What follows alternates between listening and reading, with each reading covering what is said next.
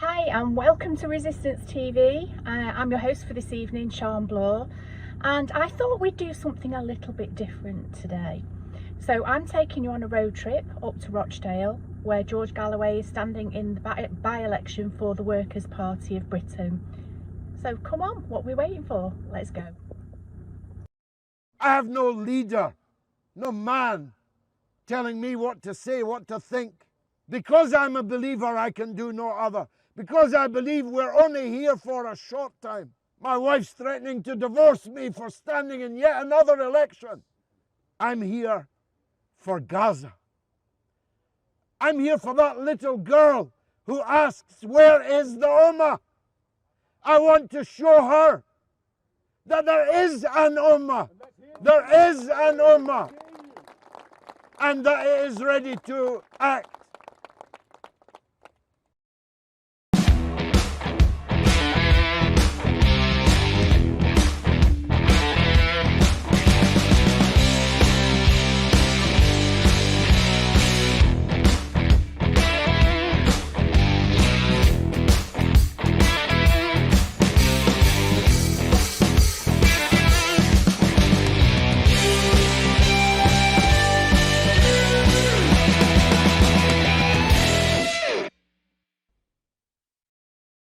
Hi, well, I've arrived at Rochdale headquarters where George Galloway is, and I'm going to pop inside now and see who we can talk to.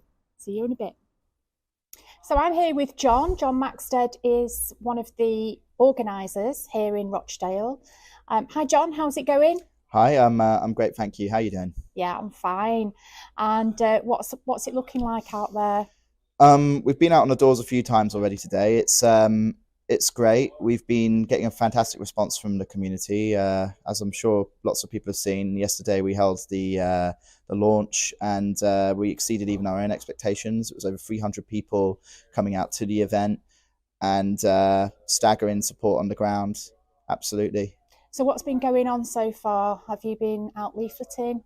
It's been leafleting so far. We've been going out and hitting the doors primarily just to get all of our materials turned out. We have so much to get through. We've over 100,000 leaflets for this initial leg of the campaign. Who knows if there'll be more? I imagine there almost certainly will. We've been having so much in the ways of engagement on the ground with volunteers that we can't see them flying out of our hands fast enough, basically. So what else is going on for the rest of the week? Because I'm sure people will be wanting to know, because they'll want to come down here and help out. We'll continue with the leafleting stuff. Anyone who's up for helping out with leafleting can do so by engaging with us either online or via the application form. We're also going to be getting involved with targeted canvassing. So anyone who's confident with speaking to the public about why they want to see the Workers' Party put a candidate in as their MP in Rochdale, then please get in touch. We're more than happy to have you. We'll help you to turn out here. We'll help you to get around the area. We may even be able to help you with your expenses to come up here. That's fantastic. And how can they contact you, John? The main method that I'd recommend is go on workerspartybritain.org, and there will be links there that can take you through to our application form. From there, you just need to fill in the application form and it will do the rest of it for you. We'll get access to that and we'll be in touch. So do you think George is going to win? Personally, oh, absolutely. I think all this stuff with the bookies, it's funny, but at the same time, I think what the bookies are doing is they're looking at it from the perspective that they'd expect a mainstream establishment party to be the odds-on favourite, because it's just kind of a precedent. We're an unproven party at the moment. We haven't had the same time that Labour has to establish a record on which to predict bets and whatnot. But I believe, judging from what I've seen on the ground so far, we're in for a very good campaign, and we're going to give them a massive run for their money. Fantastic. Thanks very much, John. Thank you. Right, I'm here with James Giles, and we're in the nerve centre of George Galloway's campaign HQ. Hi, James. How's it going? I'm exhausted, Sian, but feeling good despite that. Great. And what have we been up to today? Well, look, today we've been coordinating volunteers, going out leafleting. We've been preparing our Royal Mail free post. which has a lot of logistical complexities, as well as the usual hustle and bustle of dealing with various media outlets, some friendly, like your good selves, some hostile, like the Daily Mail. Everything and anything you can imagine, we've probably done it today. You said the Daily Mail had been here earlier. Was that Dan Hodges? It was indeed. Oh, and how did that go? Well, I actually thought it went quite well. The old saying, the enemy of my enemy is my friend. Dan wants Labour to lose this election. It's about the only thing the Conservatives have got going for them. So on this one occasion, George might get a fair crack of the whip. Might. Let's hope so. He's hoping. Because he's already done an article about George, hasn't he? Yeah, he has, with Rishi Sunak plastered up next to him in the Mail, which in itself is quite an accomplishment. It's not every day that any politician gets sort of held up in equal proportion to the Prime Minister. But the papers know, like the bookies, that we're onto something really quite special here, I think. The odds have been slashed from 16-1 just 5 days ago to 2-1 now. The papers are swarming, the Michael Cricks, the Dan Hodges, the various other wannabe Paxmans of this world are swarming and circling all out for a scoop, but we're well equipped to handle them here. That's great. Just to give us a little bit more in-depth knowledge about the campaign, James, you've done quite a lot of analysis. So why is Rochdale such a special campaign for George? Well, look, it's an unusual by-election insofar as there are a maximum of 200 days left until the end of this Parliament. And so, if you like, it's the ultimate protest vote for people. They can vote here knowing in full confidence it will not change who the government is, and also knowing that in less than a year, maybe even a few months, they'll be able to elect whomsoever they wish, be it to represent them locally or indeed to form the next government, depending on obviously how they vote. That makes it interesting. It's an area with a high Muslim population, and various estimates suggest there are at least a dozen, if not scores of seats where Labour, in theory, is under quite severe threat from their stance on Gaza and Palestine, and where Muslims could really make the decisive impact. And so this, if you like, is a litmus test to that community. And the other reason I think it's significant is, Keir Starmer has yet again parachuted in a candidate who doesn't live in Rochdale. His own colleagues, from what I gather, aren't all that fond of him on the county council. And I believe they're practicing and perfecting their technique for what we call the silent knock. Oops, no one was home. So sad, too bad, never mind. We're going to take the politics of Rochdale by storm, because you've been let down, not just on Gaza. Labour has let you down, and we need to change Rochdale for the better. We need to clean the town hall clock. We need to test the people in charge and replace them if necessary. What got you involved with the party? The truth that they offer. A plain-speaking, honest politician who's been honest to us for years, and the mainstream media and other parties have lied about him. Should have been Prime Minister many years ago. Time to get him on in the right spot now. Yeah. What do you think of Labour these days? Excretia? Sorry. What did you think of Labour these days, the Labour Party? They're excretia. Oh, yeah. And filthy, corrupt. They've sold us out completely. They're constantly lying to us. And it's time for them to go. They belong in the gutter. How do you rate Galloway's chances in this by-election? If I've got anything to do with it, 100%. 100%. That's impressive considering this is a by-election. People are expecting there still to be like favourites and whatnot. Do you think they can beat Labour? Yeah. 100%. And if you had one message for the electorate ahead of the polling day on at the end of February, what would it be? Don't vote for liars, vote for George Galloway. So what's brought you to the launch today? The people of Gaza. What specifically about what's going on in Gaza is it that has brought you out? We have to stop the genocide. It's pure and simple. Yeah. It's clear to see. Even the guide dogs of the blind know it's a genocide, and nobody else in politics is making that connection. And we need to stop. We need to make it stop. This is a humanitarian cause. It's not about Muslims. It's not about Jews. It's not about anything else. It's a purely humanitarian crisis, and it needs to stop. With regards to the way Labour has been approaching this crisis, what are your thoughts on that? Absolutely disgusting. Absolutely disgusting. From a party I voted for most of my life. Most of my life I voted for that party.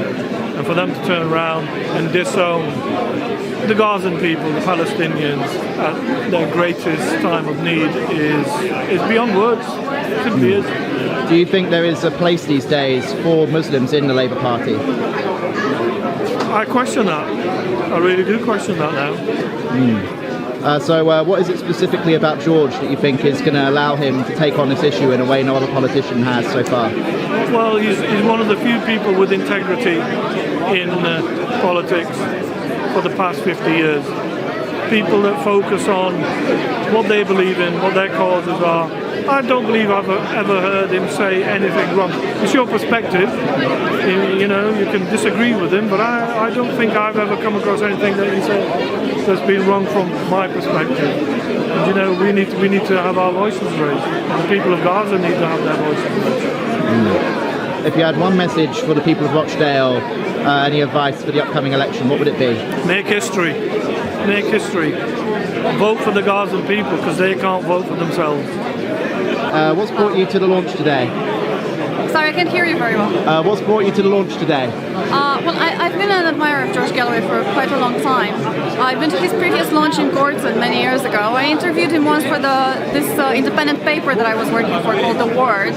And I think he's a politician of huge integrity and one of the few around. Also, he's magnificently articulate and honest in an era where politicians never speak their own mind, never speak their own opinions anymore. They just bought corporate interests.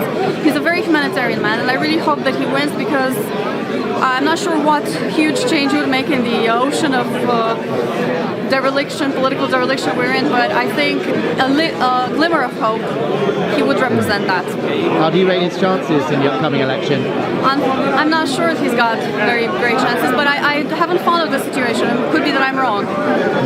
Yeah. And if there was one thing that you think that the people here in Rochdale should be voting on, what is it, in your opinion? I have no connection to Rochdale. I'm not familiar with the place. But I see that it's a large Muslim community, and there are people who generally care much more about the real issues like war, Palestine. He's very good on that. If they vote for him on account of that, that's a very good thing. I don't know what proportion of people will go to vote, but good luck to him. What got me by the party? Many things. Have you seen the 10-point programme? That's the starter. I really am convinced to buy it all altogether. That's what I want to see. That's the kind of world I'm looking for. What was your favourite part of the 10-point programme? I don't think I have a favourite because all of them suit me. Suit what I want for my kids, my grandkids, and for the future of everybody. Well, how do you rate the candidate for Rochdale here today, the Federal Workers' Party? Or do you think he has a good chance of winning? Well, I'm hoping so. I'm never one to count the chickens, as they used to say. That's not my style. But with a good push, it can be done. I do believe Labour are not liked in this town. And with regards to, what was I going to say? I feel like I've lost my trail of thought now.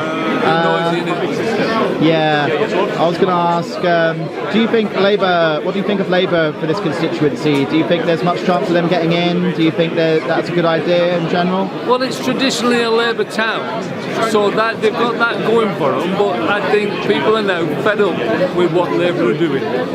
They've let the people down on Gaza, they've let the people down on the NHS, or they're going to do, especially with this guy, West Street.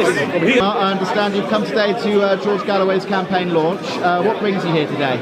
Well, what brings me here, 2 weeks ago I resigned from the Labour Party and I went independent. I've been asked to stand as the parliamentary candidate for Dewsbury and Batley, so hopefully I'll be representing the Workers' Party in Dewsbury and Batley at the next general election. I've also on Saturday in London at the Million March protest, I challenged Keir Starmer to a contest in Dewsbury and Batley, and I'm still waiting on a reply, Mr Starmer. I'm waiting, and so is the battleground in Batley and Dewsbury. Come, let's go.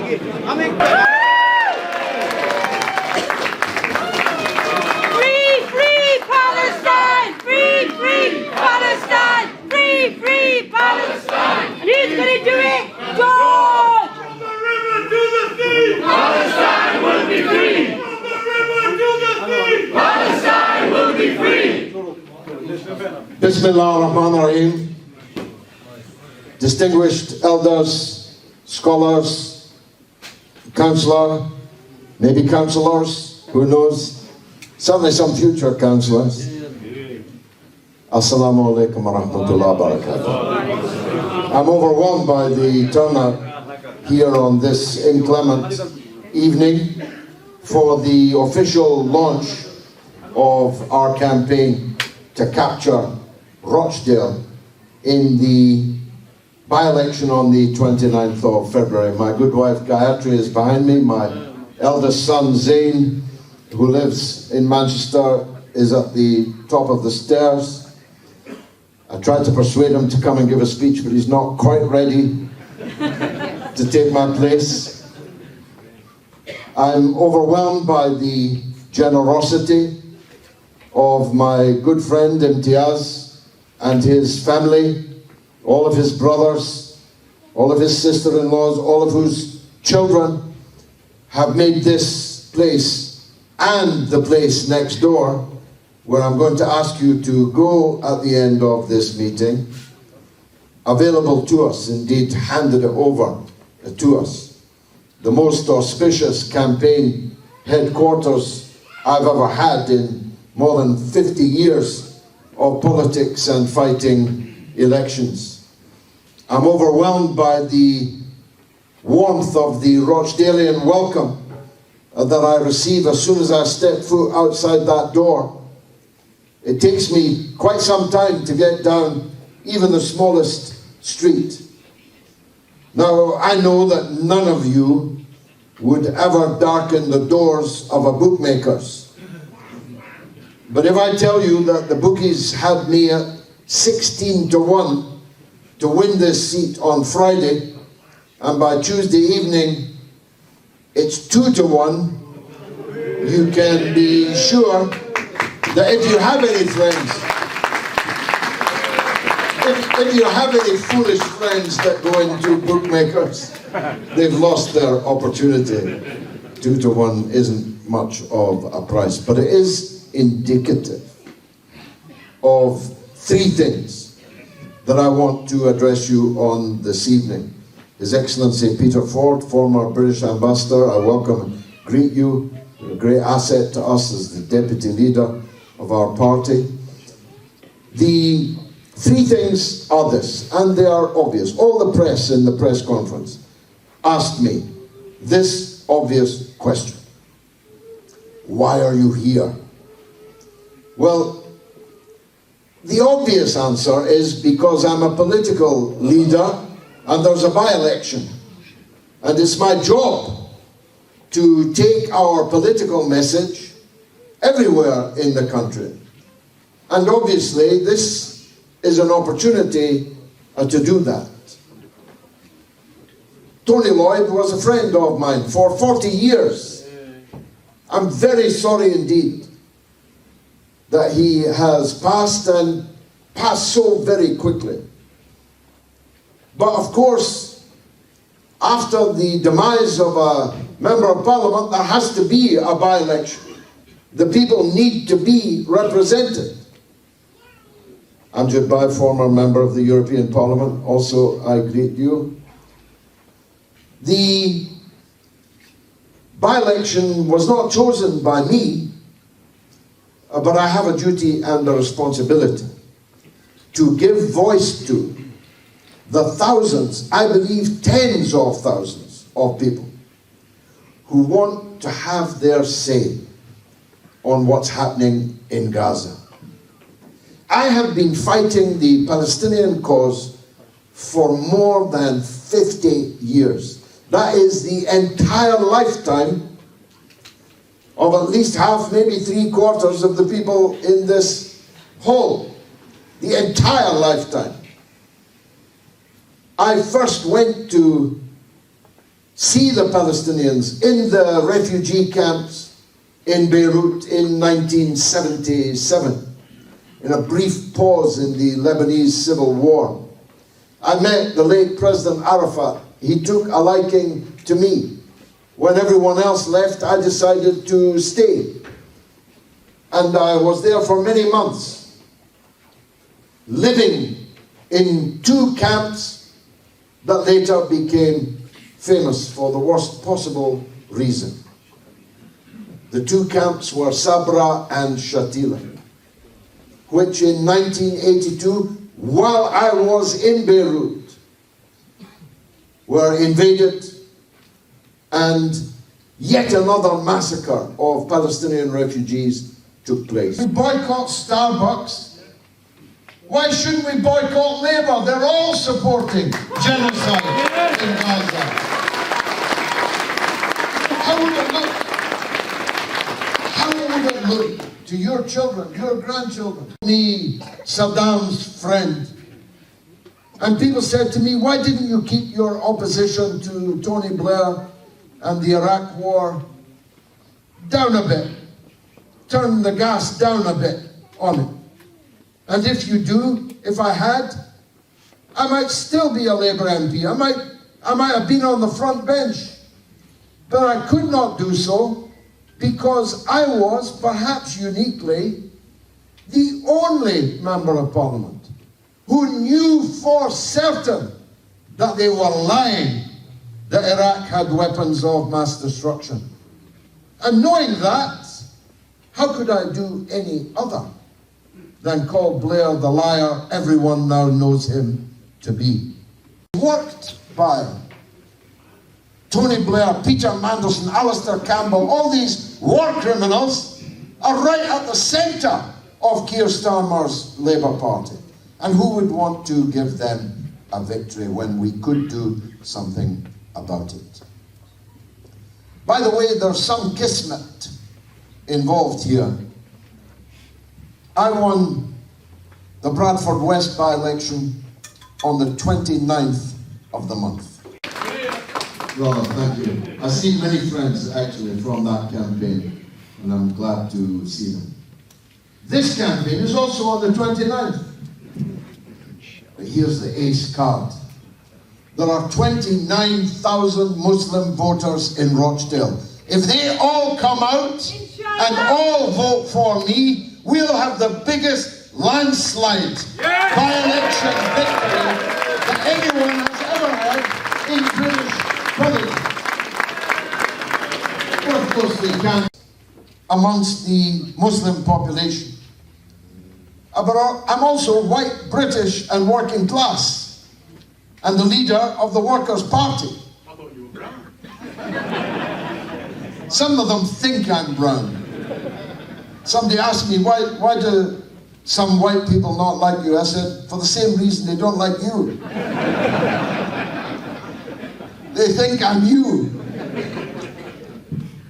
But we'll be out amongst the white working class people in Rochdale and saying the reasons why Rochdale has slipped down every division, every table, has been relegated over and over again, is not because of Abdul, who runs the store on the corner, or Amjad, who has a car showroom.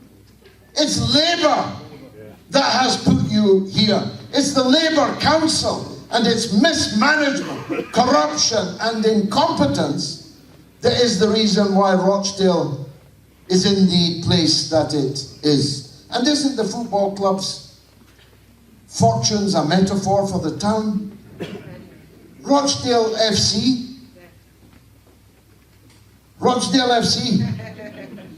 one of the supporters is here. They were a fixture of the Football League. They were in the top divisions of the Football League for 100 years. And now they're not even in the league. Up the Dale! Yes, up the Dale. I'll tell you what, if it's for sale, I know some people that I can put together in a consortium to try and buy it. And let's lift Rochdale Football Club up the table also. But the metaphor is an obvious one. Relegation, relegation, relegation into the basement. How did that happen? They got a dodgy planning permission from a group of other Labour councillors. How's that? How's that? Boycott Labour. That is the hashtag. Boycott Labour. Both nationally and locally. Because they're not fit for purpose. And we've got to wipe the town hall clock clean. If we win this on the 29th, we've got to take that momentum forward to make a complete change here in the town of Rochdale, and I believe that we can do it. Of course, not every councillor is a rogue, are they? Not every councillor is a rogue, but I see some of them. A lot of them. I see some of them are out campaigning for genocide Labour against me. I saw one of them on a video last night defending Keir Starmer. Put them on the list. Yeah, defending Keir Starmer. Keir Starmer's calling for a ceasefire, he said. Which isn't even true, but the fact that I was watching a Muslim councillor here in Rochdale claiming that to youths who were furious with him was indeed a shame. There's the youths. Is that the youths? Bravo. The heroes. That's the lads that confronted Labour last night. The future, yes. A launch like this. And insofar as they've got anyone at all, in any numbers, they're being brought in from Oldham, I'm sorry to say, and other places. We say at 1 o'clock. That's this Sunday, 1 o'clock, outside the town hall. I just wanted to make one other startling point, if I may. I found to my astonishment that the only way you can be born in Rochdale is if you're unlucky enough to give birth in the taxi on the way to Oldham. Rochdale has been relegated so much that actually nobody will ever again be able to say they were born in Rochdale. Actually, yeah. I mean, talk about ethnic cleansing. There'll be no more Rochdalians. Maybe that's the plan. Well, we will not put up with it. I give you this pledge, that I will not give them one moment's peace until we have restored maternity services here in Rochdale and the A&E also. And the A&E also. Listen, Mahallah, if you fell down and broke your head in the centre of Rochdale, you'd have to count on an ambulance reaching you and taking you to Oldham for emergency treatment. What kind of fate is that for a town that was once proud? I met a man last night, I'll not give his name, he might not want me to, so I won't take the chance. He used to be proud to tell people he was from Rochdale. Now he says he's from Manchester.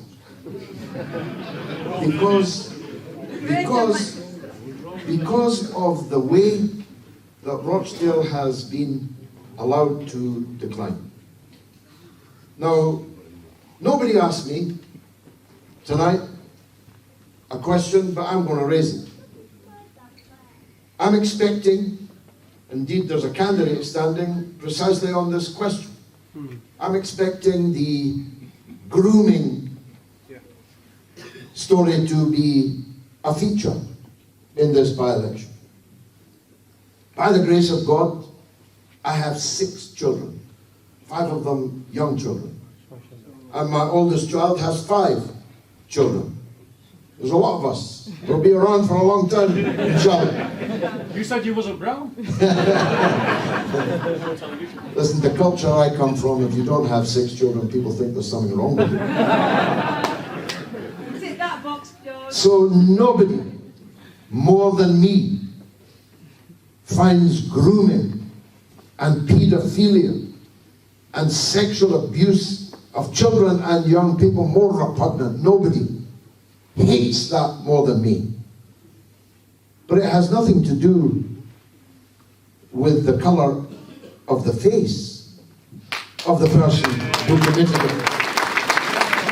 Nothing at all. They do these things because of the blackness of their hearts, blackened by depravity. No, the colour of their face. That well-known Asian Muslim, Sir Cyril Smith, was one of the earliest groomers. The Reverend Paul Flowers, formerly of this parish, was not a Muslim. Jimmy Savile wasn't an Asian. Most of these sordid offences committed in Britain are committed by people who look like me, not people like most of you. It has nothing whatsoever to do with the colour of the face, still less the religion of Islam. And I will be your defender against Islamophobia, against racism, against bigotry, discrimination, and you know that. You know that I will be, and you know that I can do it. MashaAllah, I have a voice that's heard, that nobody can ignore, and I'm ready to use it for you. I'm like Cristiano Ronaldo, I'm coming to the end of my political career. Coming towards the end, like Cristiano. But I can still score goals, I promise you. Thank you very much indeed for coming here this evening. Victory on the 29th.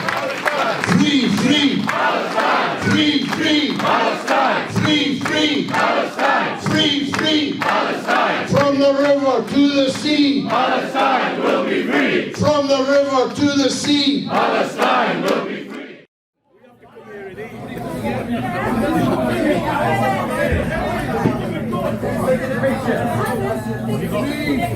Palestine! Free, free Palestine! Free, free Palestine! Free, free Palestine! Free, free Palestine! Free, free Palestine! Galloway! Galloway! Galloway! Galloway! Galloway! Galloway! Galloway! Galloway! Galloway! Well, it's been the mother of all campaign launches. Not just the scale of it, but the enthusiasm of it. I don't think Rochdale politics has ever seen anything like this. Not in 100 years. And just coming out of the kebab house, it's really a fantastic place. Totally spontaneously, all the customers broke out into cheering and chanting for Palestine, for me. I'm getting a really, really good feeling about this. There's a long way to go, and we're going to fight for every vote right up to the last minute, but I'm getting a good feeling about it. Get on board.